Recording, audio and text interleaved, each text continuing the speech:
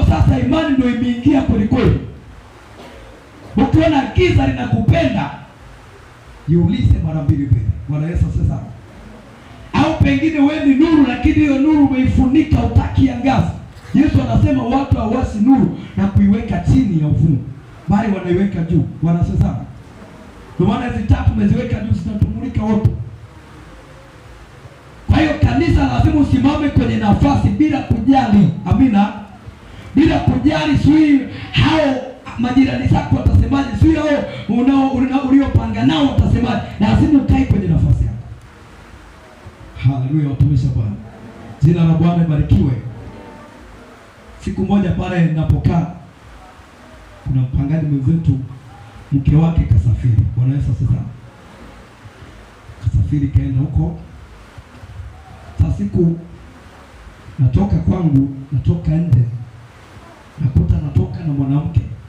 Bwana Yesu asifiwe. Yule jamaa kashtuka, jasho likaanza kumtoka. Bwana Yesu asifiwe. Anatoka na mwanamke, manake kaingiza nyumba ndogo kipindi mke wake kasafiri. Ili kamuuliza, unatetemeka nini? Sina kuomba sana, mke wangu akirudi usimwambie. Sasa kwa nini nimesema ni mbona unajiachia hivyo? Bwana Yesu sasa. Mimi sikusema chochote, akaanza kuniomba, yaani naomba mke wangu akirudi usimwambie. Lakini nikabidi nimwambie yule mtu ukweli. Bwana sasa. Kwa unachokifanya sio. Japo dini yao inaruhusu nyumba ndogo, lakini kwa mazingira yale alifanya kitu ambacho mbele za Mungu akipendeza. Bwana sasa. Kabidi nimwambie ukweli yule mtu, mpaka leo ananiheshimu. Alikuwa ni mtu ananidharau, lakini toka siku ile ananiheshimu. Bwana sasa. Anaingiza mke mwingine, yaani ndani ya muda mfupi mke wake kaenda kusalimia kwao. Tayari kaingiza nyumba ndogo, kafanya uzinzi ni kitanda cha mke wake. Yesu atusaidie sana. Bwana Yesu asifiwe. Nikamwambia ukweli, mpaka leo ananiogopa. Kwa hiyo watu kama hawa tunao mitaani. Bwana sasa. Tunaishi nao. Kwa hiyo mtu kama huyu ukiona anakupenda, manake wewe hujiachii kumwambia ukweli. Haleluya. Ukweli unaujua na uovu unaujua, lakini wewe unawafichia watu makosa yao. Yesu anasema tupige kelele. Bwana sasa. Tuambie watu makosa yao. Na ili uchukiwe lazima uwe mkweli. Amen. Siku zote mtu mkweli hawezi kupendwa. Ndio maana ya kusema nimekuja kuleta upanga. Ukweli ni kama upanga. Bwana sasa. Unaposema ukweli lazima mtu aumie. Je, huo upanga ambao Yesu aliusema unafanya kazi ndani yako? Bwana Yesu asifiwe sana. Una wadogo zako wachawi, una wadogo zako malaya, na bado mnapendana kweli kweli. Huambii nini? Ukweli. Yesu atusaidie sana. Haleluya. Bwana asifiwe. Amen. Sisi kuitwa Wakristo manake sisi ni wainjilisti. Haleluya. Lazima tuwe wa kweli mahali popote tunapokuwa. Usifiche ukweli. Bwana asifiwe. Usimwogope mtu, hata awe baba yako awe nani. Usifiche ukweli. Panapostahili ukweli lazima useme kweli. Bwana asifiwe sana. Kwa hiyo tunaona hapa katika Zekaria kulikuwa na fungu ambalo lilikuwa ni wacha Mungu ambao walikuwa wamesimama katika ukweli. Hawakumfuata mchungaji wao. Ndio maana hapa anasema atapigwa mchungaji, kondoo watatawanyika. Anasema makundi mawili nitayakatilia mbali, bali kundi moja ambalo wamepona hawajamsikiliza mchungaji wao alipowapotosha, wao walibaki kwenye ukweli. Anasema nitawapitisha kwenye moto. Bwana Yesu asifiwe sana. Kwa nini wapite kwenye moto? Anasema ili niwasafishe. Imani yao imani yao isiwe na mapungufu. Bwana asifiwe sana. Imani yao iwe imekamilika, imani yao iwe thabiti, lazima niwapitishe kwenye moto. Bwana Yesu asifiwe sana. Haleluya, Bwana Yesu asifiwe. Kwa hiyo unapopitia jaribu usiwe unaogopa, amina. Lakini jaribu tunajua kwamba ni jaribu kwa kujipima katika mambo yafuatayo. Bwana sasa, kwa sababu kuna jaribu unaweza kusema ni jaribu, kumbe sio jaribu, amina. Kumbe ni wewe mwenyewe, maisha yako umempa adui nini? Nafasi. Bwana asifiwe sana. Kuna Mungu anaweza akampa ibilisi nafasi, lakini kuna ile wewe mwenyewe unampa ibilisi nafasi. Jambo la kwanza lazima ujipime, je, wewe ni mtakatifu? Bwana asifiwe sana.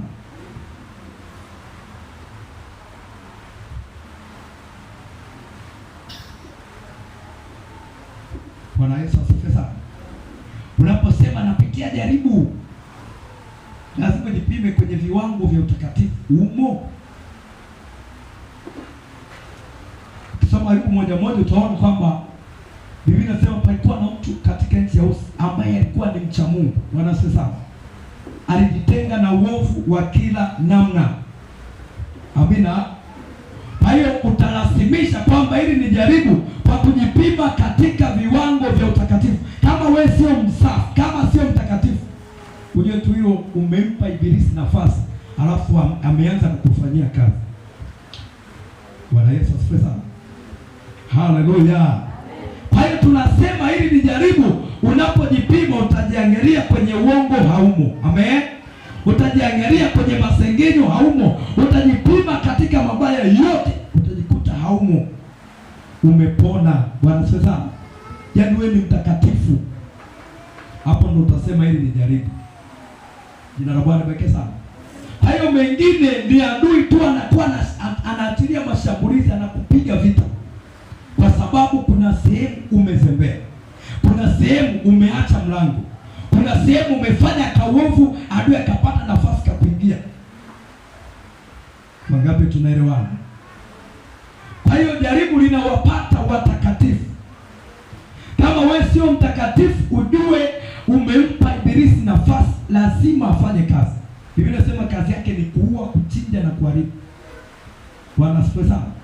Kwa hiyo ukimpa nafasi lazima achinje, lazima aue, lazima haribu. Sasa wengi wanasema ni jaribu, ipo siku tu yatakoma, ipo siku yataisha.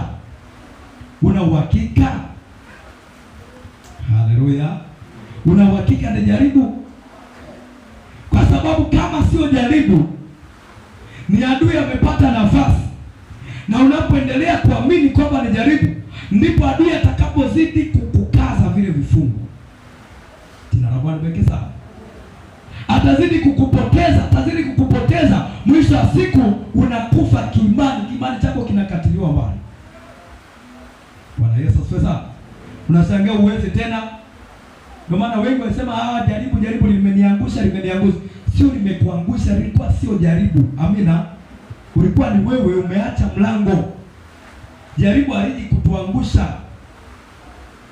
Tunaelewana vizuri? Jaribu haliji kutuangusha kwamba tumwache Mungu, hapana, linatuleta karibu na Mungu. Tuona jaribu linakwambia acha atakuomba, acha atakwenda kanisani, acha atakina hiki. Unajua hilo sio jaribu. Bwana Yesu asifiwe sana. Unajua hapo tayari ni adui ameshaingia ndani ya moyo wako, ameshaanza kukupoteza.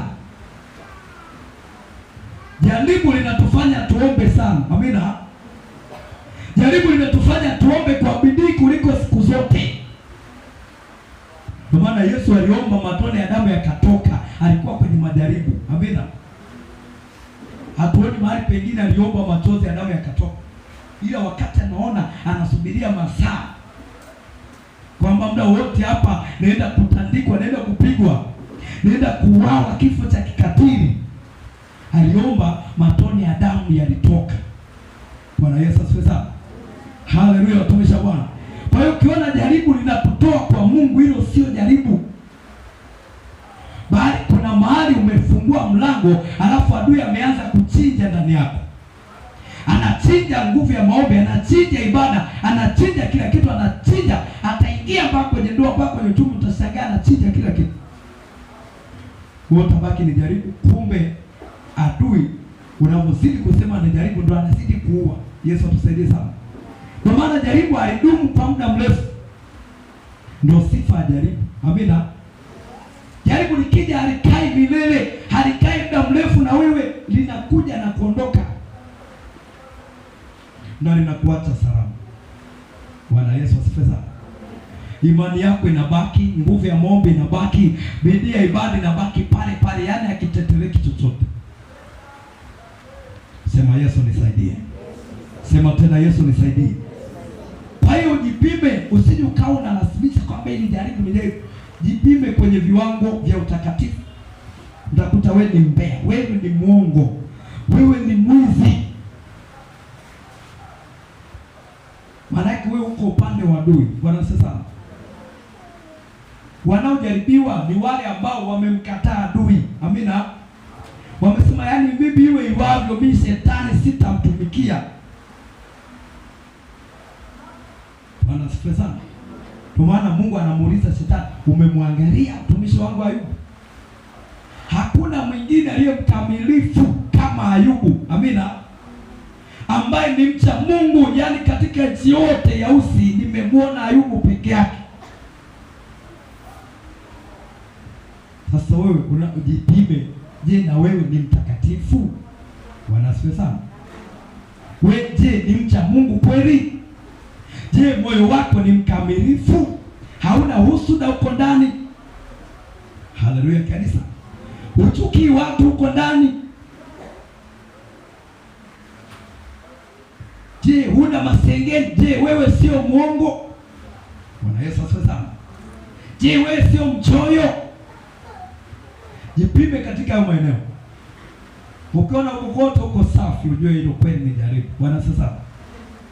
Kwa hiyo itakupepeta, alafu itakuacha pale pale na misimamo yako na imani yako. Bwana Yesu asifiwe sana. Ili ukiona wewe ni mwizi, wewe ni muongo, wewe sijui, yani mabaya yote unayomtukanaje wewe mwenyewe. Unapopitia mabaya usiseme ni majaribu. Ujue adui anatenda kazi ndani yako. Bwana Yesu asifiwe sana. Haleluya watumishi wa Bwana.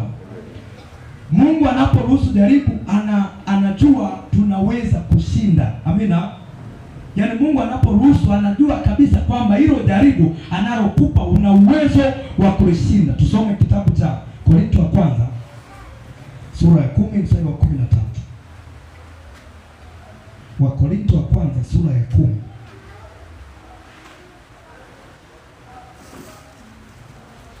Wa Korinto wa kwanza sura ya 10 mstari wa 13.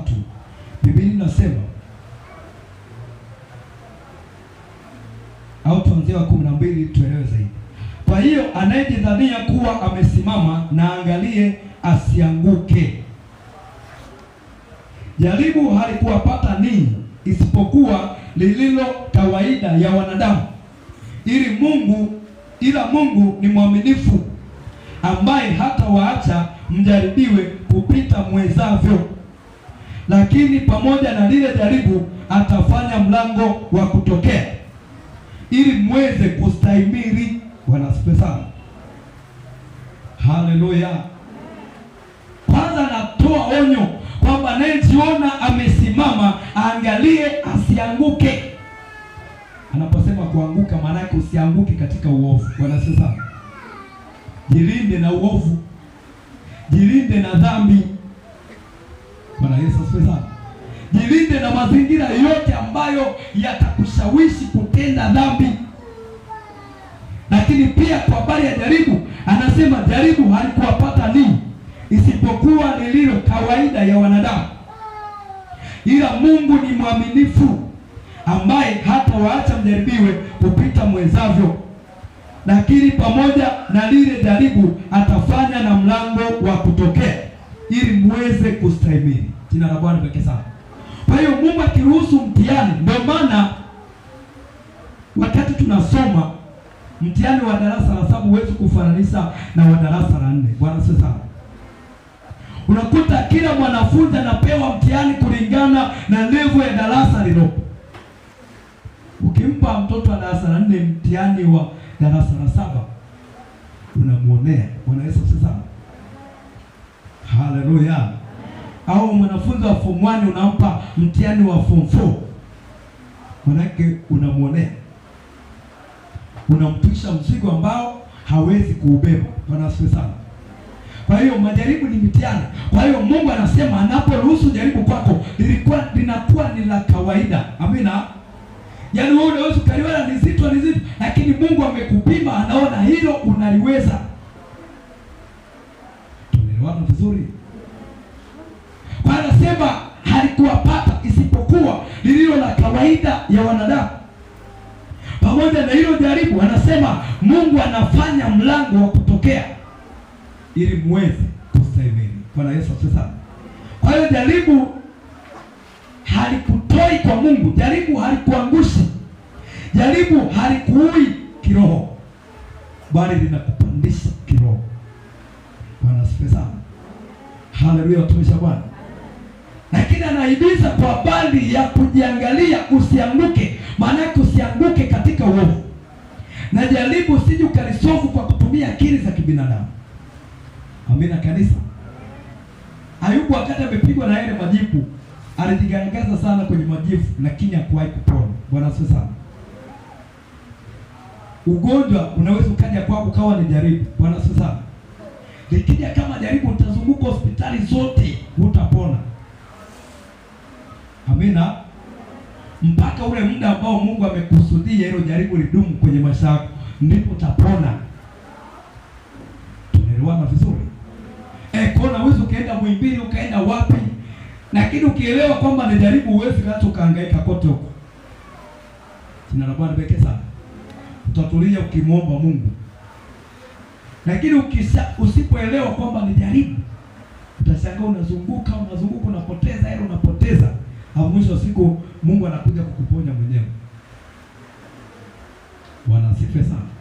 Bwana Yesu asifiwe sana. Kwa hiyo jaribu Mungu analiruhusu kulingana na kiwango chako cha imani. Viwango vya imani tumetofautiana. Amina. Kuna viwango vya chini, kuna viwango vya kati, kuna viwango vya juu kabisa. Kwa hiyo tetemeko linapokuja ama mawimbi yanapokuja, yanakuja kulingana na uwezo wako wa imani. Bwana asifiwe sana. Imani yako ikiwa ndogo, kinakuja kijaribu kidogo. Bwana asifiwe sana. Imani yako ikiwa ni kubwa, linakuja jaribu kubwa linalolingana na wewe. Tunaelewana vizuri? Lakini Mungu anasema pamoja na hayo yote, Mungu anafanya mlango wa kutokea. Kwa hiyo sifa ya jaribu huwa halidumu kwa mtu muda mrefu. Linakuja kwa muda ambao Mungu amekusudia. Ule muda unapoisha linapita. Na linapopita alikuachi kama lilivyokukuta, linakuacha katika ubora zaidi. Jina la Bwana pekee sana. Na Bwana anasema lazima tuwe wavumilivu. Amina. Unapopitia majaribu lazima uwe mvumilivu, ukijua kabisa kwamba baada ya hapa nitang'aa zaidi ya mara ya kwanza. Jina la Bwana pekee sana. Ayubu alipopitia yale akavumilia, akapewa watoto wazuri zaidi ya wale aliokuwa nao mara ya kwanza. Akapewa mifugo maradufu. Haleluya. Mifugo iliyo bora, mifugo mizuri. Biblia inasema watoto wa Ayubu walikuwa wazuri, haijawahi tokea. Mungu alimfuta machozi, alimfanya sahau yaliyopita. Bwana Yesu asifiwe sana. Bwana Yesu asifiwe. Kama tunaelewana tupungiane mikono. Kwa hiyo jaribu haliji kukutoa, linakuja kukupeleka viwango vingine. Amina kanisa. Ndio maana unapopitia wakati mgumu na ukijihakikisha wewe ni mcha Mungu kweli, ni mtakatifu, tunajikabidhi kwa Mungu. Amina. Yesu anasema yeye alijikabidhi kwake awezaye kumwokoa wakati anapitia magumu. Kwa hiyo Yesu alistahimili. Leo tunamtaja ni Yesu, ni Bwana, ni Mwokozi, yaani yeye ndio mhukumu ulimwengu, kwa sababu alipita kwenye majaribu. Haleluya. Alipitia majaribu, ikiwemo jaribu la msalaba. Leo ameng'aa. Amina. Anaitwa ni nuru ya ulimwengu, yuko mbinguni. Yeye ndiye atakaye hukumu ulimwengu wote. Bwana asifiwe sana. Hajapata ile wadhifa hivi hivi, alipita kwenye mazito. Amina. Ndio maana sio kasema natamani niwe kama Yesu, natamani sio niwe kama Yusufu, natamani sio niwe kama nani. Hujui aliyoyapitia. Bwana asifiwe sana.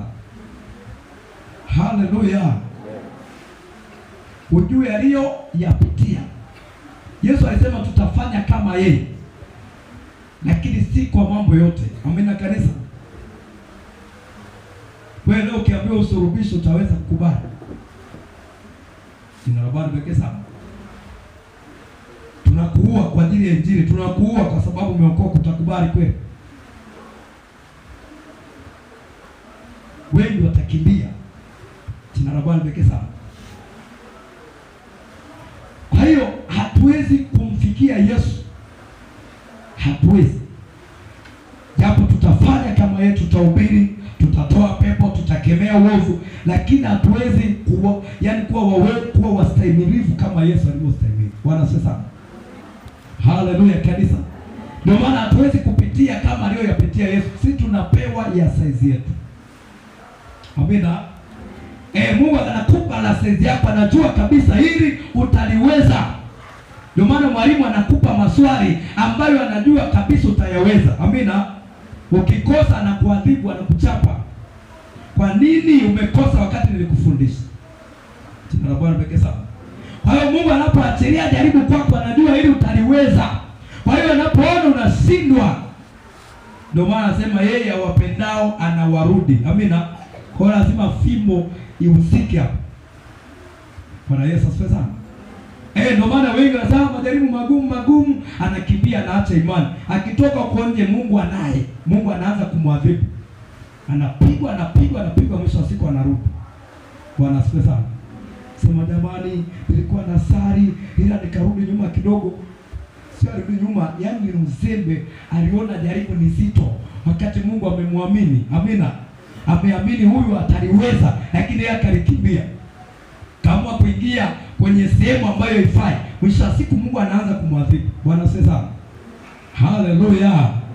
Unakuta narudi kwa machozi baada ya kupigika. Mungu anawarudi wale anaowapenda. Jina la Bwana pekee sana. Na kuna kurudiwa kwa namna hiyo, usije ukasema ni jaribu. Amina. Maana Mungu anakuadhibu, anakuonya ili urudi kwenye njia, urudi kwenye mstari. Utoke huko ulikopotelea, urudi kwenye njia. Bwana asifiwe sana. Haleluya watumishi wa Bwana. Kwa hiyo ukiona wewe jaribu linadumu, ujue hilo sio jaribu. Ingia kwenye kujikagua. Amina. Utagundua tu kuna mahali uendi sawa na Mungu wako. Na ukishagundua, tubu. Amina. Ukishatubu, funga hiyo hali, uweze kuondoka, itaondoka. Jina la Bwana pekee sana. Jaribu aliondoki kwa maombi. Jaribu huwa tunalivumilia. Amina. Tunalivumilia mpaka muda wake ukiisha, utaona sasa unabadilika. Amina. Tusome Waebrania 2. Kabla ya Waebrania tusome Petro wa pili sura ya 2 mstari wa 9. Petro wa pili sura ya 2. Petro wa pili sura ya 2 mstari wa 9.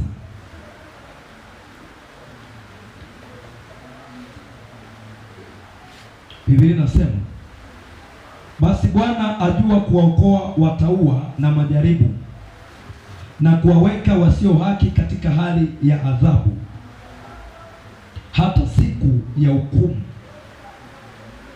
Bwana Yesu asifiwe sana. Basi Bwana ajua kuwaokoa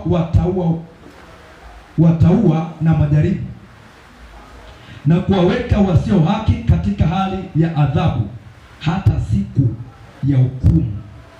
Bwana Yesu asifiwe sana. Watauwa ni watu wacha Mungu. Amina. Kwa hiyo ili andiko linathibitisha kwamba wanaojaribiwa ni wacha Mungu. Jina la Bwana pekee sana. Wanaojaribiwa ni watakatifu. Lakini anasema Bwana anajua kuwaokoa. Ndio maana ukipigwa na jaribu, usitumie akili zako. Haleluya kanisa. Bwana asifiwe sana. Usitumie nini? Akili zako. Labda unapitia jaribu la uchumi wako na yumba, yani upo kwenye kipindi cha kujaribiwa kwenye eneo la uchumi. Labda una biashara, una ofisi, unapoona imetutumeka na unashuhudiwa kabisa, unapita kwenye hilo jaribu. Bwana asifiwe sana. Usije ukatumia akili zako. kusolve hilo tatizo, utaingia gharama kubwa na utapata mafanikio. Amina, haleluya. Ndio maana tunamhitaji sana Roho Mtakatifu. Ndio maana wengi wana madeni, wamejiingiza kwenye madeni mazito. Alipopitia tu jaribu la uchumi kidogo, akajiingiza kukopa. Yesu atusaidie sana. Kajiingiza kwenye mikoba, kopa kule, kopa kule, kopa kule. Mwisho siku naongeza jaribu juu ya jaribu lingine. Bwana Yesu asifiwe sana. Kwa sababu unakopa, unaweka kwenye msingi, kwenye biashara, halafu ule mtaji na wenyewe unaenda unakatwa mpaka unarudi zero. Unakosa hadi ya kurejesha. Yesu atusaidie sana. Bwana Yesu asifiwe. Mungu unaporuhusu jaribu, usitumie sana kichwa. Amina. Usitumie sana akili. Utakuna twanga maji kwenye kinu. Amina. Kwa utashangaa unakopa, unawekeza, alafu bado unapigwa tena. Kwa sababu shetani akisharuhusiwa na Mungu kwamba shetani nakuruhusu ndani ya miezi 3 mshughulikie huyo mtu, uone kama ataniacha. Miezi mingapi? 3. Amina. Baada ya hiyo miezi 3 achana naye. Jina la Bwana pekee sana. So umepigwa kiwiki kimoja tayari unaanza kujiongeza. Yesu atusaidie sana. Unachukua unaweka na kato. Kumbuka adui ameshapewa nini? Nafasi kwa miezi 3. Kwa hiyo miezi 3 yote Mungu anakuwa kama akuoni. Amina. Haleluya. Mungu anakuwa kama akuoni, lakini anakuona. Kwa muda huo wote shetani anakuwa amepewa kibali cha kuharibu kile ulicho nacho. Bwana asifiwe sana. Kupambana na wewe, na hapo Mungu anatuangalia, je, nimejisifia mbele ya shetani kwa kweli ama nimejisifia bure? Kwa anakuwa anakuangalia. Bwana Yesu asifiwe sana. Kwa mpaka hiyo miezi 3 shetani ndo atapiga saluti, hapo ndo ataserena kwamba kweli huyu mtu kweli ameokoka. Kwa baada ya pale utashangaa unajaribu kufanya vitu vinafanikiwa. Bwana asifiwe sana. Haleluya. Kwa nini vinafanikiwa? Kile kipindi ambacho adui aliruhusiwa kwako kimeshaisha. Kwa hiyo Mungu anarudisha tena ule ulinzi. Amina. Anarudisha tena zile fadhili zake, anarudisha kila kitu. Kwa hiyo adui anakuwa hana nafasi tena ya kuharibu. Tunaelewana vizuri? Kwa hiyo ukitumia akili zako utajikuta unaingia kwenye matatizo mengine ambayo Mungu hakutaka uingie huko. Bwana Yesu asifiwe sana. Wakati wa majaribu panakuwa na sauti nyingi. Amina. Panakuwa na sauti nyingi unazisikia ndani yako. Hii inakwambia hivi, hii inakwambia hivi. Amina. Hii inakwambia hivi, hii inakwambia hivi. Lakini ndani hizo sauti panakuwemo na sauti ya Mungu. Bwana asifiwe sana. Haleluya. Haleluya. Kama tunaelewana tupungiane mikono. Ayubu wakati anapita palikuwa na marafiki zake. Bwana asifiwe sana. Alikuwa na marafiki zake. Ukisoma hicho kitabu cha Ayubu utaelewa. Bwana asifiwe sana.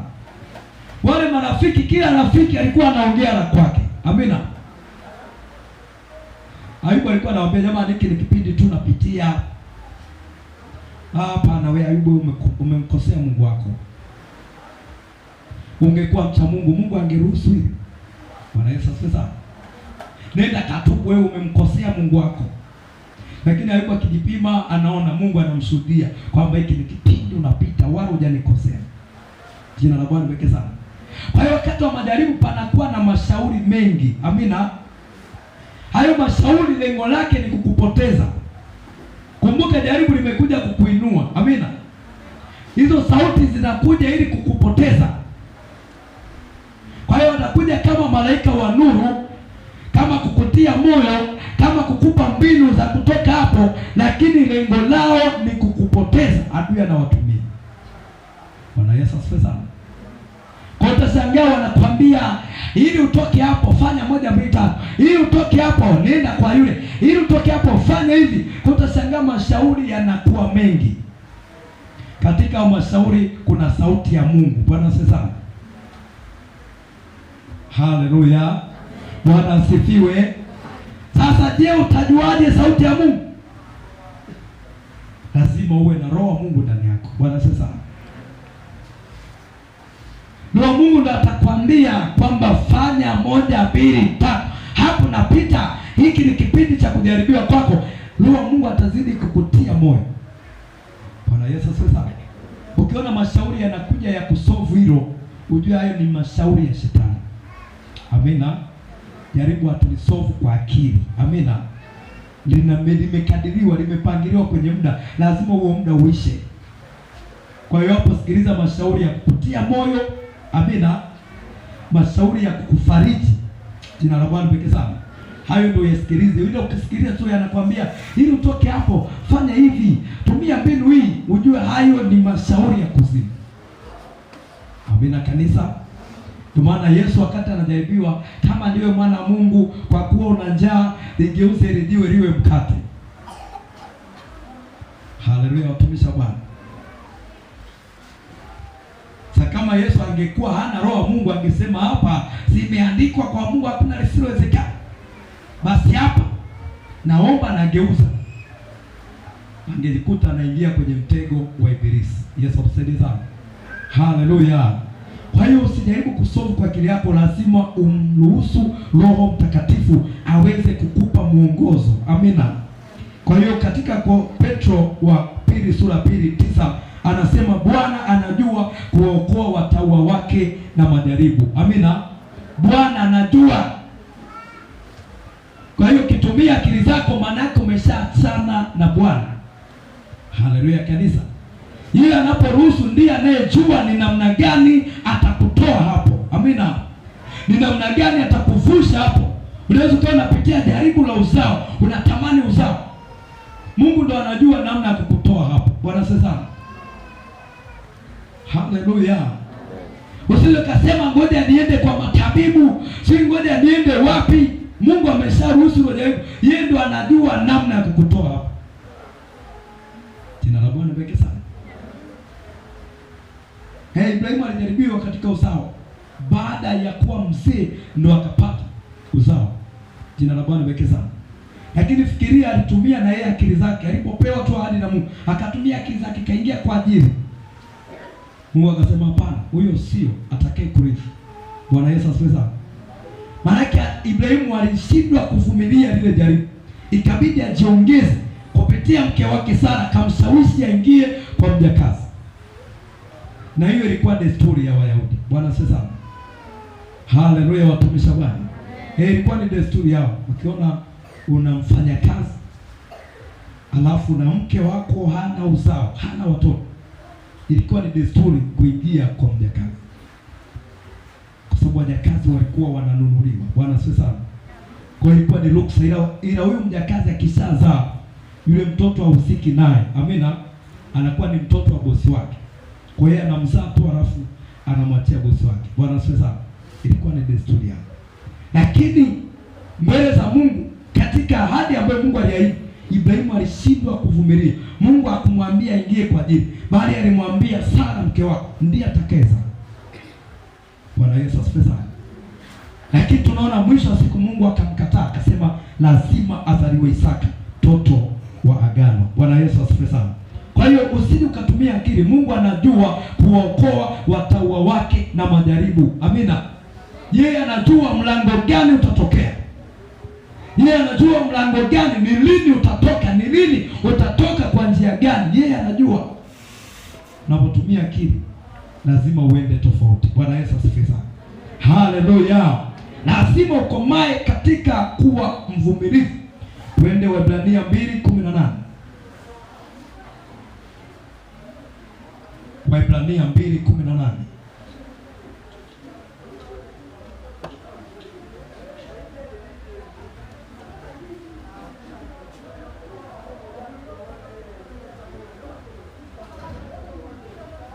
Biblia inasema, na kwa kuwa mwenyewe aliteswa alipojaribiwa aweza kuwasaidia wao wanaojaribiwa. Haleluya. Na kwa kuwa mwenyewe aliteswa alipojaribiwa, aweza kuwasaidia wao wanaojaribiwa. Aliyeteswa ni nani? Ni Yesu. Aliyejaribiwa ni nani? Ni Yesu. Jina la Bwana pekee sana. Kwa hiyo unapopitia hayo mazingira, jua kabisa na Yesu mwenyewe alipitia. Amina. Ndio maana anasema utapita katika moto lakini hautateketea. Bwana asifiwe sana. Utapita katika maji mengi lakini hayatakugarikisha. Kwa nini hayatakugarikisha? Kwa sababu Yesu yupo kwa ajili ya kukusaidia. Jina la Bwana pekee sana. Kisoma Isaya 43 pale, utaona anasema utapita katika moto hautateketea. Utapita katika maji yafurikayo hayatakugarikisha. Kwa nini? Anasema Yesu mwenyewe alipitia, alijaribiwa, kwa hiyo anaweza kuwasaidia wale wanaojaribiwa. Haleluya. Tunaelewana watumishi wa Bwana? Usitumie akili, usitumie ufahamu wa kawaida wa kibinadamu. Lazima utafeli. Ila tunamwitaga Yesu ambaye alijaribiwa na majaribu yake yalikuwa ni mazito kuliko ya kwetu. Amina. Yeye alijaribiwa na akashinda. Alikuwa ni binadamu kama sisi lakini alishinda. Haleluya. Kwa hiyo nasema na yeye anatusaidia, anatuwezesha, anatupa uwezo wa kustahimili. Kwa hiyo ukiona tu linakuchosha, jaribu linakuchosha, unagusa pale hapagusiki, unafanya hiki akiende, unafanya pale hapaendi, tunamwita Yesu. Yesu tutie nguvu. Amina. Haleluya. Labda unataka mtoto, unajaribiwa hapo, huku anakusema, ukizunguka huku anakusema, ukienda nyumbani wanakusema, ukienda kwa mawifi wanakusema. Tunamwitaga Yesu tutie nguvu. Bwana sana. Tupe hekima ya kuwajibu hao watu. Jina la Bwana pekee sana. Jijaribu lako. Huwezi jua muda pengine ndani yako umebeba mtu mmoja, lakini huyo mtu mmoja tu ni sawa na watoto 10. Bwana Yesu asifiwe sana. Haleluya. Yaani umebeba mtoto mmoja tu, lakini huyo mtoto ni sawa na mtu aliye na watoto 10. Ni Isaka. Bwana Yesu asifiwe sana. Kwa hiyo utasemwa huku, utasemwa kule, lakini kwa kuna jua hiki ni kipindi napita. Lazima muombe Mungu hekima ya kuzungumza na hao watu. Bwana asifiwe sana. Ni kipindi cha kujaribiwa. Kwa hiyo hapa anasema yeye mwenyewe aliteswa alipojaribiwa. Amina. Anaweza kuwasaidia na wale wanaojaribiwa. Kwa hiyo majaribu tunayashinda kwa nguvu za Mungu. Bwana asifiwe sana. Lakini lazima uwe katika mwamba ulio imara. Neno uwe unalitendea kazi. Bwana asifiwe sana. Katika Mathayo anasema wanaosikiliza neno na kuliishi watafananishwa na mtu mwenye akili aliyejenga nyumba yake juu ya mwamba. Bwana asifiwe sana. Mafuriko yalikuja yakapiga, upepo kavuma, tetemeko likapita, ile nyumba iko vile vile. Bwana asifiwe sana. Kinachokufanya uwe na nguvu ya kustahimili neno linapokuwemo ndani yako. Bwana Yesu asifiwe sana. Haleluya. Neno unaliishi ndio utakao kufanya uwe imara, ujengwe juu ya msingi ulio imara ambaye ni mwamba Yesu Kristo. Na neno ni Yesu. Amina. Kwa unapoliishi neno umejengwa juu ya mwamba, wewe una akili ya kushinda hata majaribu. Tunaelewana vizuri? Bwana Yesu asifiwe. Kwa hiyo njia tuliyochagua ni njia ya Yesu ambayo ni ya mapito. Amina. Huku sio tambarare. Mwambie jirani yako, kwa Yesu sio mikate tu. Mwambie kwa Yesu sio tu kunywa chai ya maziwa. Useme kwa Yesu kuna maziwa na asali. Maziwa na asali tutapata mbinguni. Bwana sasa. Haleluya. Kanani yetu ni mbinguni. Unapomaliza mwendo wako ndo unaingia Kanaani. Jina la Bwana pekee sana. Kule ndo utastarehe, utakuwa yaani utaburudika, utaenjoy, utafurahia maisha. Lakini hapa duniani hakuna cha tambarare. Hakuna Kanaani duniani. Haleluya.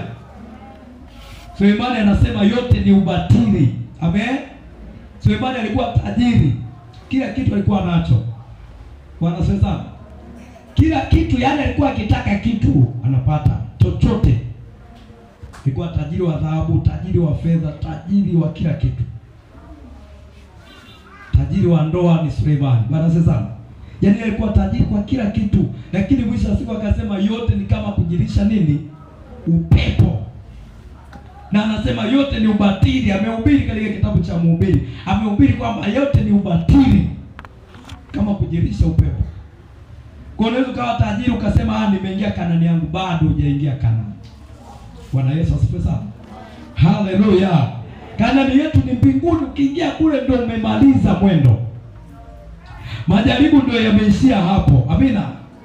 Kule utaingia kama dhahabu iliyotoka kwenye moto. Yaani hapa duniani ni kama tupo kwenye moto. Amina. Tukitoka hapo tunaingia mbinguni tunawaka. Bwana asifiwe sana. Tunaingia mbinguni tunapendeza, tunawaka kama nyota. Sasa mpaka ufikia hapo sio mchezo. Bwana asifiwe sana. Tunaelewana?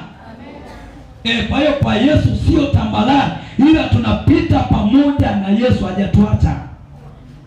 Yeye anasema sitawaacha wala sitawapungukia hata ukamilifu wa dahari. Amina. Kwa hiyo unapopita lazima uone kwako napita pamoja na Yesu. Baada ya kupita unaenda kuingia mji mtakatifu. Amina. Yerusalemu mpya. Bwana asifiwe sana. Hatuingii kule kizembe. Biblia inasema hakuna kinyonge kitakachoingia pale. Anaingia pale ni mtu aliyejaribiwa kweli kweli. Bwana asifiwe sana. Ni mtu aliyechoma, yani amepita huko, amepita kule, amepita pale. Yani ni mtu ambaye amepondeka kwa kupitishwa kwenye moto. Ndiye anaenda kuingia. Bwana asifiwe. Maana anasema atakayevumilia mpaka mwisho ndiye atakayeokoka. Bwana asifiwe sana. Sasa tumeokoka kwenye dhambi. Kuna kuokoka tena siku ya mwisho. Biblia inasema heri mwisho mwema kuliko mwanzo mwema. Jina la Bwana pekee sana. Mwisho wako utakuwa. Ebrania 11:36 hadi 37. Ebrania 11:36 hadi 37.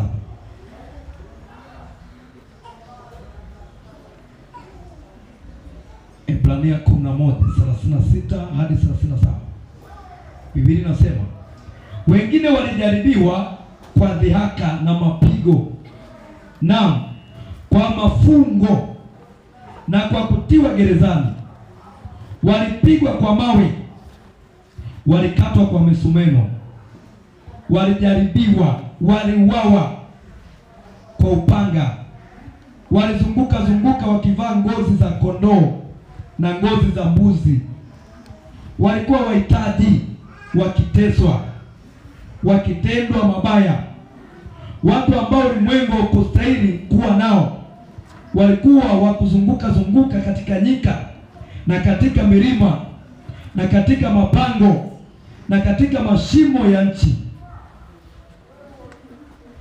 Na watu hao wote wakisha kushuhudiwa kwa sababu ya imani yao hawakuipokea ahadi, kwa kuwa Mungu alikuwa ametangulia kutuwekea sisi kitu kilicho bora, ili wao wasikamilishwe pasipo sisi. Bwana Yesu asifiwe sana. Haleluya, mtumishi wa Bwana. Wengine walijaribiwa kwa dhihaka. Amina. Dhihaka ni mtu anakudharau, anakukejeli, mpaka tukaitwa warokore. Yesu atusaidie sana. Haleluya. Wasema warokore ni machizi, warokore hawana akili, warokore. Tukaitwa warokore kwa sababu ya dhihaka zao. Haleluya, watumishi wa Bwana. Tukaonekana wajinga, watu wasio na elimu, watu wasio na ufahamu, watu wasiojitambua. Bwana Yesu asifiwe sana. Ndio wana wakikuona unaomba wanakuona wewe mjinga. Wakikuona unaenda ibadani wanakuona wewe mjinga. Dhiaka, yani wamejaa dhiaka ndani yao. Hayo waliyapitia watumishi waliopita. Bwana sasa anasema wengine walijaribiwa kwa vifungo, wengine waliwekwa magerezani. Wengine walivalishwa ngozi za mbuzi alafu kaanza kuzungushwa nazo. Yaani wanazunguka wamevaa ngozi ya mbuzi. Yesu atusaidie sana. Wanazungushwa mjini wamevaa ngozi ya mbuzi, wengine ngozi ya kondoo. Na baada ya kuvalishwa hapo ni baada ya kupigwa. Bwana sasa. Yaani wamepigwa, wametandikwa, alafu wanavalishwa ngozi ya mbuzi. Wanaanza kuwazungusha mjini. Yesu atusaidie sana. Wengine walikatwa na msumeno. Hivi unajua msumeno ule wanaokatia mbao. Bwana Yesu asifiwe sana. Wanakukuta hivi uko hai, wanaanza kukata taratibu huku nasikilizia maumivu.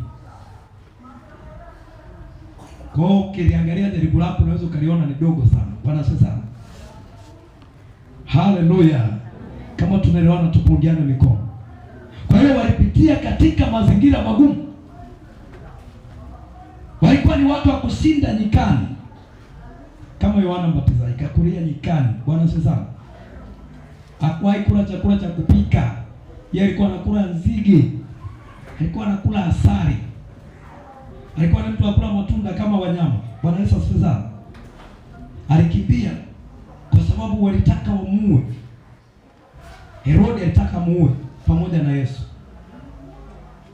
Bwana Yesu asifiwe sana. Yesu akakimbilia Misri. Yohana nyikani. Kwa kukulia nyikani maisha yake yote. Anaanza kuhubiri katokea nyikani. Bwana asifiwe sana. Haleluya. Hakuwahi kwenda darasani kusoma, alikulia nyikani huko. Alikuwa rafiki zake na wanyama wa porini. Lakini mwisho wake alishakuuawa kwa msumeno, akakatwa kichwa. Yesu atusaidie sana. Bwana Yesu asifiwe. Sasa sisi leo majaribu yetu ni madogo. Amina. Sio na majaribu yetu una nguo. Wenzako alivaa ngozi za mbuzi. Bwana asifiwe sana. Wewe unanyosha kabisa shati, unanyosha suruali, unakuja kanisani. Wenzako alivaa ngozi ya mbuzi. Ngozi ya kondoo iliyokauka. Na muumiza. Pamoja na kichapo juu. Bwana Yesu asifiwe sana. Kwa hiyo Mungu alikuwa anawatia nguvu wale watumishi, anawatia nguvu, wanakufa wakiwa watakatifu. Bwana asifiwe sana. Wakawa wanakufa, wanauliwa wakiwa bado wanamkiri Mungu. Hawakuwahi kutoka kwenye mstari. Bwana Yesu asifiwe sana. Bwana Yesu asifiwe. Unaona kajaribu kadogo. Ni kadogo sana, lazima umwambie Mungu akutie nguvu. Bwana asifiwe sana. Ukianza kuwasoma hao, tunaona hapa, tumeona wengine waliwekwa gerezani. Fikiria gerezani, unaenda gerezani hujafanya kosa. Yesu atusaidie sana. Sio wote waliomo magerezani wameiba. Amina. Au sio wote waliomo gerezani wameua. Wengine wamesingiziwa. Kuna kesi za kusingizia. Yesu atusaidie sana. Mtu anakusingizia alafu anatengeneza mashahidi wa uongo. Wanathibitisha kwamba ni kweli, kafanya kweli. Kawajaza uongo. Wanasaidia uongo. Unakuta mwenye yake anaenda gerezani alafu muovu anaishi. Yesu atusaidie sana. Haleluya watumishi wa Bwana.